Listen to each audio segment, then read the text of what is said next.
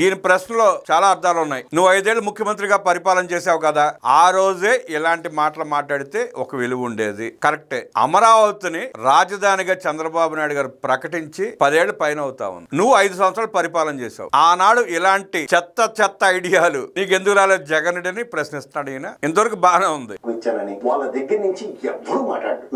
జగన్మోహన్ రెడ్డి అబద్ధాలు చెప్పి ప్రజలు నమ్మించినంత. జగన్మోహన్ రెడ్డి నిన్న ప్రెస్ మీట్ పెట్టి ఆ మావికన్ అని చెప్పే దాంట్లో చాలా కామెడీగా ఈరోజు రకరకాల పేర్లను తెరపైకి తీసుకొచ్చి ఇది పెట్టాల్సి ఉంటుంది, అది పెట్టాల్సి ఉంటుంది అనేది అమరావతి అని మొదటి నుంచి అనుకుంటున్న నేపథ్యంలో ఈ మావిగన్ ఎక్కడి నుంచి వచ్చింది, అది ఎక్కడి నుంచి వచ్చిందో నాకు తెలియదు. కానీ జగన్మోహన్ రెడ్డి 2019 ఎన్నికలకు ముందు అమరావతి శాశ్వత రాజధాని, అమరావతికి 30,000 ఎకరాల పైన భూమి కావాలి, సాటి మేటి రాజధానిగా నిర్మించాలంటూ అసెంబ్లీ సాక్షిగా మాట్లాడాడు. ఎన్నికల సమయంలో ప్రచారం చేస్తా నేను వస్తే అమరావతిని ఇంకా అద్భుతంగా తీర్చిదిద్దుతా, ప్రపంచం మెచ్చే నగరంగా కడతా అన్నాడు. అందుకే నేను ఉండవల్లో ప్యాలెస్ కొనుక్కున్నాను, ఇక్కడే శాశ్వతంగా ఉంటా అన్నాడు. ఓట్లు వేపించుకున్నాడు, గెలిచాడు. గెలిచిన తర్వాత ఆ అమరావతి ప్రాంత రైతులకు ఎలా వెన్నుపోటు పొడిచాడో చూసాం. తనకు ఓట్లు వేసిన వాళ్ళకి ఎలా వెన్నుపోటు పొడిచాడో చూసాం. అమరావతి శ్మశానం అన్నాడు, అమరావతి పనికిరాదన్నాడు, అమరావతి మునిగిపోతుంది అన్నాడు. 3 రాజధానుల డ్రామా ఆడాడు. రాష్ట్రాన్ని 3 ముక్కలు చేసే ప్రయత్నం చేశాడు. 3 ప్రాంతాల్లో బస్ షెల్టర్ కూడా కట్ల జగన్ రెడ్డి. ఎన్నికలు అయిపోయాయి.